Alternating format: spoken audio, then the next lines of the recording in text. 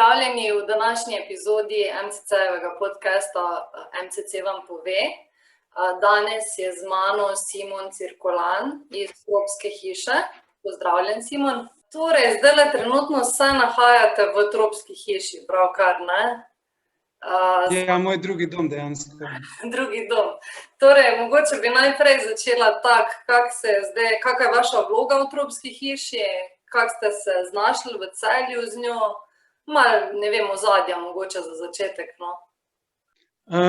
Tropska hiša, jaz sem drugače ustanovitelj Tropske hiše in zdaj zaenkrat še deklica za vse, tudi zaradi pač te situacije, v kateri smo se iz danes na jutri znašli.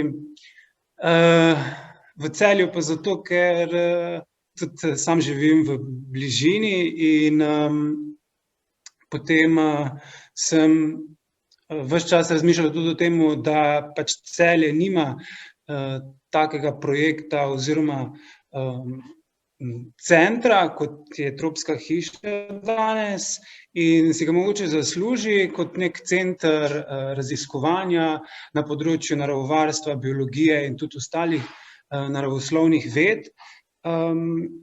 Danes je pač to zelo pomembno, ne? Iz dneva v dan se srečujemo z negativnimi podatki strani naravovarstvenikov, znanstvenikov, pač populacije živalskih in rastlinskih vrst iz dneva v dan padajo, zato pač se nam zdi, da so takšni prostori, kot je Tropska hiša in tudi ostali, moderni seveda, izjemnega pomena. Ja, definitivno. Res je, jaz sem navdušena, da ste v Celju, pridem tudi pogledat, obljubim. Mogoče bi še za začetek tudi predstavila malo vas, kakva je bila v bistvu vaša pot, kako ste se začeli ukvarjati z živalmi, nekaj besed mogoče o tem, no, ker ste tudi že prej imeli neke razstave in me zanima, kako v bistvu vse skupaj. Ja, zelo veliko ljudi ti reče sicer, da moraš imeti rad živali, kar je res. Kot otrok sem jih imel seveda rad, sem jih opazoval, skozi sem bil oziroma večino časa v naravi, v gozdu, na kmetiji, in potem ti to zleze pod kožo, tudi v tem znanstvenem smislu, in potem to razvijaš ali pa ne naprej. In živali so bile potem ne samo prisotne v naravi, ampak tudi v našem domu in s temi hišnimi ljubljenčki se je tudi začelo, ali pa tudi z živalmi na kmetiji, ki so jo imeli moji stari starši. In živali je bilo potem tudi vedno več, ne. Vedno več je bilo tudi izkušenj.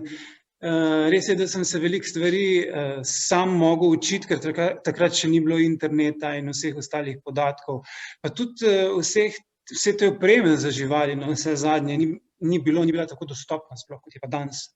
V teh časih je bilo tudi to zelo malo pač oteženo. Po drugi strani pa sem imel rad plazilce in pajke in če rasteš v družini, kjer se recimo nekdo tega boji, pomoč iz njihove strani ni vedno naklonjena, zato sem mogel velikokrat improvizirati. Potem seveda kot umetnik sem potem razmišljal o tem, da se usmerim v umetniške vode po srednji šoli ali pa v naravoslovne vode. Izbral sem naravoslovje, zato ker z umetnostjo se še vedno ukvarjam oziroma vse skupaj tudi prepletam. Tudi v bistvu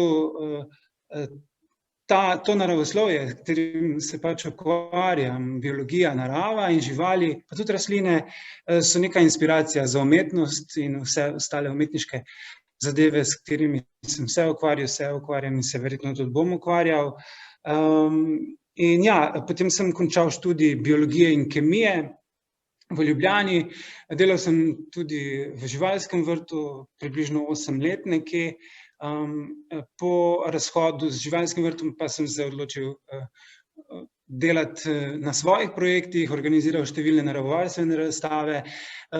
Me je pa vedno vleklo tudi v to smer, da sem vse projekte zasnoval na svoj način in vedno hotel dati neko inovativnost zraven.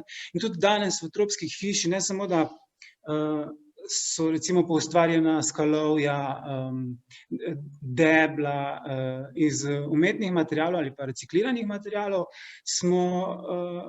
sem recimo kombiniral tudi različne živalske vrste v nove ograde in na ta način še bolj prikazal tisti ekosistem, ki ga želim recimo iz naravnega okolja preslikati v umetno okolje. Ja, to sem jaz pač umetnost, naravoslovje in dejansko to združujem. No, zelo veliko ljudi mi reče, na kak način je to sploh možno, ker vsi mislijo, da naravoslovje ni nič umetniškega, ampak se pa da kombinirati oziroma ti je vsaj neka stvar lahko inspiracija v drugi. Absolutno, se strinjam. Vsakosod se da najti umetnost, če imaš... Točno to, ja. Umetnost, ja, to je pa široko, ja. Ja, no, kako pa pol v bistvu te živali? Zdaj, te živali, ki so trenutno v tropski hiši, ne, to so zdaj vaše živali, ki so zdaj prišle iz vašega doma, ker ni bilo več prostora tam. Kako pridete v bistvu teh živali? Ja, zdaj malo smo že omenjali, na kak način se je tropska hiša sploh začela oziroma ta projekt, ta zasnova. No, pred leti smo potem se z občino dogovarjali za neke prostore, tudi notranje, in potem se je pojavil ta prostor, ki je namenjen izključno neprofitnim organizacijam in tudi naše društvo Naravovarstveno Biodiverzium, pod katerim deluje tropska hiša, je neprofitna organizacija in je zasnovano pač v tej smeri, da bo prikazovalo živali, izobraževalo in seveda tudi imelo par vzrejnih programov ogroženih vrst, tudi svetovno ogroženih vrst in na ta način bilo vpeto v ta naravovarstveni sistem celega sveta, ne samo recimo Slovenije ali pa Evrope. Ja, v lanskem letu smo potem začeli prostor oblikovati in je v bistvu noter poustvarjenih 5 ekosistemov, afriška savana, potem jugovzhodna Azija oziroma ta monsunski gozd, potem kotiček s hišnimi ljubljenčki, puščavski del Arizone in pa ta amazonski del, torej džungla južnoameriška oziroma tudi srednjeameriške vrste se noter pojavljajo.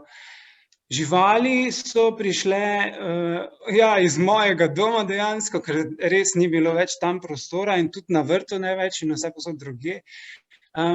Je pa res, da se je potem nekaj živali tudi naknadno pripeljalo in sicer od nekaterih rejcev v Sloveniji. Zelo veliko, tudi predvsem tistih redkih, pa tudi tistih, ki jih mogoče bomo v tropski hiši v Sloveniji prvič srečali, je pa prišlo iz različnih podobnih institucij, torej živalskih vrtov iz Evrope. Živali niso vse moje, nekatere ja, druge ne. Recimo z lemurji smo vključeni v Evropsko zvezo oziroma ta Evropski vzrejni program obročkastorepih makijev in smo morali doseči posebne standarde, da so lemurji sploh prišli v ta prostor in v Celje in so še vedno v tem Evropskem vzrejnem programu. To pomeni, teh živali se načeloma ne da lastiti. Delujemo pač v dobro vrste, ne v komercialne namene. To pomeni, tudi če bi v prihodnje lemurje razmnoževali, teh lemurjev ne moremo prodajati, sploh pa ne recimo nekim privatnikom, ki bi jih imeli za hišne ljubljenčke recimo. To sploh niso vrste, ki se lahko imajo kot hišni ljubljenčki in to zelo jaz osebno in strokovno odsvetujem. Pa tudi recimo siamski krokodil, ki je danes že v tropski hiši doma, pa je kritično ogrožena vrsta in hkrati tudi vključen v Evropsko vzrejno knjigo vrste in tudi v bistvu s to samico, ki jo pač imamo, smo vključeni v ta vzrejni program in tudi ta ni v naši lasti, ampak jo imamo mi za namene naravovarstva in pa izobraževanja. Ja, zelo pomembno se mi zdi to, kar ste tudi izpostavili, da je treba ljudem dati vedeti, da ne moreš imeti vse, kar ti je luškan doma, ne, da daleč od tega. In pa prideva tudi nekako na vaše poslanstvo, ki je, kak bi mogoče ga povzeli v parih stavkih. Poslanstvo moje je definitivno naravovarstvo. in delovanje v tej smeri, predvsem znanstveni smeri, ker pač je danes to zelo pomembno. Mogoče vse te nevladne organizacije, ki se danes omenjajo, tudi naravovarstveniki med njimi, znanost, danes postaja vedno manj pomembna oziroma necenjena, se pa dejansko vsi borimo za isti cilj, to pomeni dobrobit človeka v prihodnje, nismo ozkogledi, tudi z naravovarstvom, ki ga recimo mi sami upravljamo tu pri nas v Tropski hiši, oziroma jaz sam, ko rešujem mogoče določene vrste, ko razmišljamo potem na drugi strani, da so potem vse vrste vpete v nek splet in sistem, od katerega je odvisen tudi človek, potem dejansko ne samo živali, rešujemo tudi okolje za prihodnje rodove ljudi. In ja, to je moje poslanstvo. Ne glede na vse umetniške smernice, sem naravovarstvenik in je pa res, da sem v zadnjih letih vse te naravovarstvene zadeve preslikal tudi v umetniške projekte in se tudi tam trudim sforsirati neke smernice za boljši jutri, v smeri trajnostnega življenja in pa sobivanja človeka, živali in rastlin, pa ohranjanja ekosistemov. Torej, omenili ste lemurje, ne? Zdaj smo podatek, da se trenutno nahajate pri njih. Ja, zdaj spite. Ja, zdaj pa spita, smisla, mogoče možnost, da bi jih majčken pokazali. Aha, se bo mogoče videli tudi. Evo jih. Dva sta torej. Joj, kako smo jih pa zbudili. Ja, oni spijo na ta način, da se pokrijajo tudi z repom oziroma so stisnjeni. No, in ker smo prej ravno govorili, da lemurji niso hišni ljubljenčki, res niso, ker tako kot ljudje recimo potrebujemo človeka zraven sebe, imamo radi živali in vse ostalo, ampak še vedno rabimo tudi družbo svoje vrste. Tudi lemurji potrebujejo družbo svoje vrste, ker 24 ur na dan vzdržujejo te medsebojne stike. Včasih se človek umakne na samo, ker je pač rad sam, to je pač naša človeška biologija. Imamo pa pač opice, tudi recimo polopice, kot so lemurji, ki pa rabijo ta stik ves čas. In če lemurja samega ali pa tudi kako drugo vrsto primata ločimo od skupine, in ga poskušamo počlovečiti, ni to ravno neka dobrobit za določeno vrsto, ker pač stanovanje ni poustvarjanje življenjskega prostora. To sta drugače lemurja, ki sta prišla v Celje iz Bratislave, iz živalskega vrta. Živalski vrtovi pač jih oddajajo, zato ker se recimo samci ne tolerirajo med sabo oziroma se samice tudi ne smejo pariti s svojimi družinskimi člani in potem se na ta način vrši izmenjava. In mi smo dobili za začetek samca in samico, Quintana je samica in Miali je samec, imate pa imeni v malgaščini, kot se spodobi, seveda, ker sta pač polopici Madagaskarja oziroma endemita tistega afriškega otoka. Koliko pa je trenutno živali pri vas? Zdaj se številka giba okrog 50 različnih živalskih vrst in sicer koncept je zbirka različnih živalskih skupin, da se lahko o njih naučimo. To pomeni vsaki živalski skupini. Vsaka živalska skupina je različna, če recimo primerjamo žuželke in pajkovce. Imamo tukaj odlične primere živali, na katerih se vsi rodovi, ne samo mlajši, tudi odrasli, tudi mi zdaj moramo nekaj spremeniti, če hočemo pač obvarovati zemljo. Ne moramo pričakovati, da bodo naši otroci oziroma naši nasledniki to storili. No in tu se lahko dejansko veliko naučimo o različnih živalskih skupinah, naprimer primerjamo žuželke in pajkovce, plazivce in dvoživke. Zakaj pa je to pomembno? Zato, ker jih bolj poznamo in ko jih bolj poznamo, jih lahko potem tudi varujemo. Nimamo tistih nekih predsodkov, ki bi mogoče koga odvrnili od tega oziroma pritegnili na to, da te živali v naravi preganja. Ne. Ljudje smo recimo zelo občutljivi in tam, ko si postavimo svoje domovanje, ne maramo nič na terasi ali pa na vrtu, ne, kar ne poznamo mogoče. Ne. Mogoče zdaj poznamo ježe in potem nekje preberemo oziroma slišimo po televiziji, da so koristne živali, čeprav v naravi ne poznamo koristnih in nekoristnih oziroma škodljivcev, pa jih potem, ker imajo tudi dlako in bodice in so luškani, toleriramo. Ne? Ampak so pomembne tudi vse ostale živalske skupine, tudi krastače, tudi krti, recimo, ki ličinke hroščev jejo pod zemljo, ne, čeprav nam potem naredijo par krtin. Vsaka živalska vrsta je dejansko pomembna za to kroženje, izmenjavo snovi in pač ta izmenjava snovi, kroženje snovi v naravi je dejansko tisto, kar poganja ta svet in zaradi česar pač lahko sploh obstajamo. Kar nas ohranja v bistvu, ja. Ja, tako. Zdaj pa pri vas, ne, ko zdaj bom prišla tja, ne, da se pozanimam, se da živali tudi mogoče pobliže spoznati, se pravi rokovati z njimi, mogoče tudi, ali je bolj na varianto za steklom vse živali? Vedno je kot koncept tropske hiše je bil ta, da se živali čim bolj približa človeku, ampak v tem smislu, kolikor je to mogoče.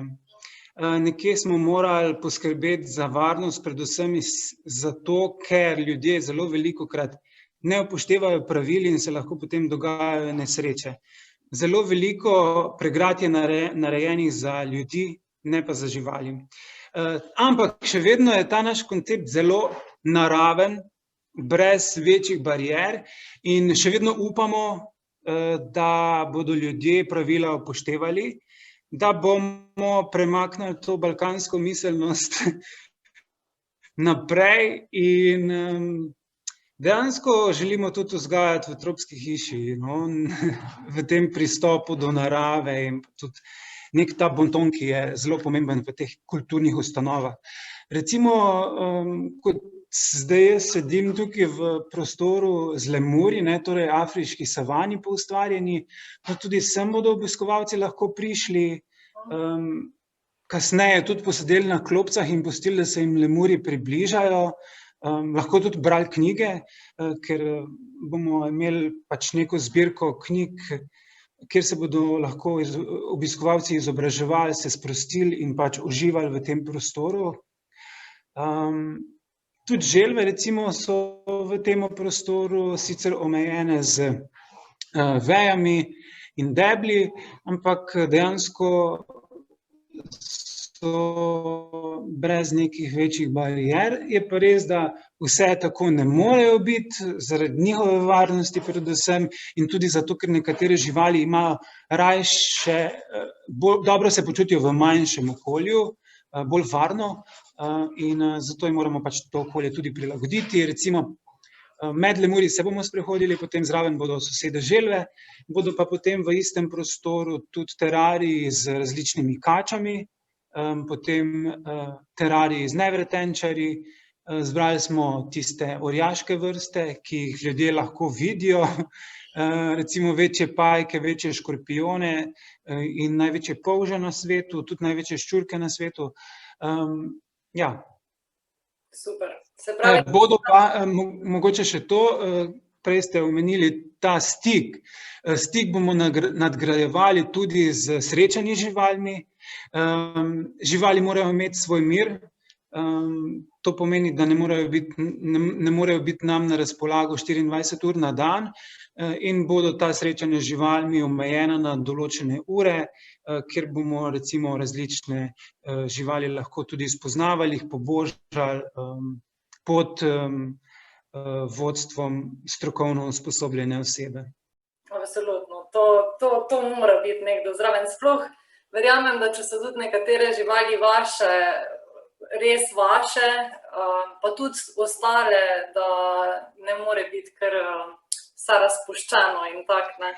Ja, na živali se zelo hitro navežeš in vklopiš čustva in potem to postanejo tvoji otroci, ampak po drugi strani je pa to skoraj prepovedano v takih organizacijah, ampak spet je odvisno od osebe, jaz to ne morem izklapljati.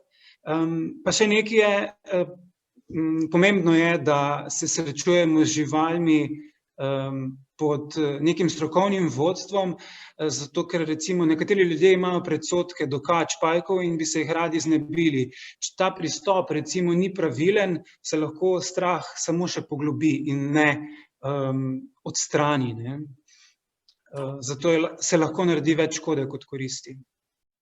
Ja, mislim, ponavadi je strah problem pri vsem, no, ker iz straha potem delamo neke stvari, ki so zelo narobe, ne. Ja, točno to. In recimo iz mojih izkušenj se ponavadi, če imamo razred 30 učencev, na primer, ali pa skupine ljudi, se jih 80% približno, več sigurno kot 50, boji kače. Po našem vodenju, naši delavnici z njimi in realnem spoznavanju teh živali, se potem na koncu zgodi, da imajo skoraj vsi kačo tudi za vratom. Zakaj pa za vratom? Zato, da tukaj, ker je naša pač zelo vroča točka, občutimo to razliko med našim in njenim telesom. Niso hladnokrvne, so pa samo malo hladnejše od nas, oziroma odvisno, koliko je temperature v določenem prostoru. Pa tudi tukaj je bližina oči in ta del ponavadi ljudje najbolj varujemo, ne? Obraz in oči. In ko pustimo določeni živalski vrsti, da se približa temu delu, ki ga človek zelo pazi, vemo, da smo naredili zelo veliko, no. Ja, nekje sem prebrala v bistvu, mislim, da so vaše besede tudi, da zelo veliko ljudi se boji kač, pa da bo prej mogoče morski prašiček kaj naredil, ko pa kača, ne. Ja, Zelo zanimivo, ne. to je res. Ravno zaradi teh predsodkov, vraž in neznanja, tudi v šolah se pojavlja zelo veliko predsodkov. In tudi moja ideja je ta, da začnemo izobraževati učitelje v to smer, da ne prenašajo tega strahu na učence. Res je, ker pač živali ne poznamo, se jih bojimo. Je pa res tudi način, s katerim delamo z živalmi in tudi s katerimi živalmi delamo. Mi recimo imamo določene živalske vrste, recimo ameriškega rdečega goža kot predstavnika kač, da se z njim kot ambasadorjem kač lahko pobliže spoznamo. Imamo pa tudi druge vrste kač, ki pa recimo za to niso primerne, ne. Definitivno ne bomo zaradi šova in atrakcije rokovali s 6-metrskimi kačami velikankami ali pa recimo z našo klopotačo, ki je recimo človeku lahko nevarna. Ameriški gož pa recimo, če bi nas v skrajnem primeru ugriznil, ker pač tudi človek lahko nekoga ugrizne, če nima drugega izhoda, bi lahko se toliko poškodovali, kot da bi se parkrat zbodli z bucikom. No, to recimo ni veliko, je pa res, da mi kot strokovnjaki moramo poskrbeti najprej za to, da se žival dobro počuti. Ko recimo začutimo, da živali ni več dobro v tistem procesu, jo moramo potem odmakniti ali pa se moramo ljudje umiriti. Ponavadi je odvisno od tega. Morski prašički, ja, če pa nas morski prašiček ugrizne, kar se tudi zelo velikokrat zgodi, ali pa hrček, ima pa dejansko lahko bolj resne poškodbe, kot pa ugriz recimo tega ameriškega goža našega. To mi je bila ena izmed bolj zanimivih zadev, ki sem jih zdajle prebrala v zadnjem času o živalih, res. Ker se mi zdi zelo zanimivo, kako se tudi v Sloveniji bojimo v končni fazi kač, pa nimamo res nobenega strahu, ker res se nam ne more načeloma kaj resnega zgoditi, no, če se soočamo z neko kačo, ne. Ja, jaz sicer vedno poudarjam, da v naravi kače niso navajene človeka in ga lahko jemljejo kot nekega plenilca, zato pač lahko v naravi kače opazujemo in in se še vedno pustimo, da živijo, moramo se naučiti nekega sobivanja, no, ne smemo gojiti nekega mišljenja, da zdaj, če smo pa mi tam, pa nobena druga živalska vrsta ne sme biti, ne, še posebno, če nam je recimo potencialno lahko nevarna, ampak če govorimo zdaj o tej nevarnosti, recimo slovenske kače, tudi te strupenjače, ki pri nas živijo, niso tako nevarne, kot mogoče človek misli. Zdaj v zadnjih desetletjih ni bilo zabeleženega smrtnega primera zaradi ugriza strupenjače. Tako da, kače so v redu. Kaj sem hotela vprašati, mogoče me še zanima, glede kač kot hišnih ljubljenčkov. Se vam zdi zdaj, glede na to, koliko imate tudi sami izkušenj, da na nek način nam lahko vračajo neka čustva, oziroma da razvijajo nek odnos z nami, ali to sploh se ne zgodi? Jaz mislim, pa ne samo, da mislim, ampak glede na moje vse izkušnje in moja znanja, moramo poznati biologijo vsake živalske vrste. Če pogledamo recimo opice ali pa človeka, mi smo socialna bitja, mi se moramo družiti zato, da preživimo. Če pogledamo pa kače, pri njih ni to narejeno na ta način, ne, zato one pač z evolucijo so se razvile do te mere, kakršne so danes, da lahko pač preživijo in njim ni potrebno vzdrževati socialnih stikov in izkazovati čustev.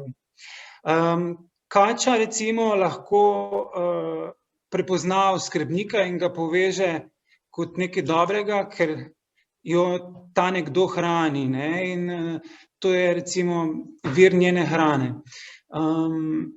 Tudi v naravi se recimo živalske vrste naseljujejo na območje človeka ravno zaradi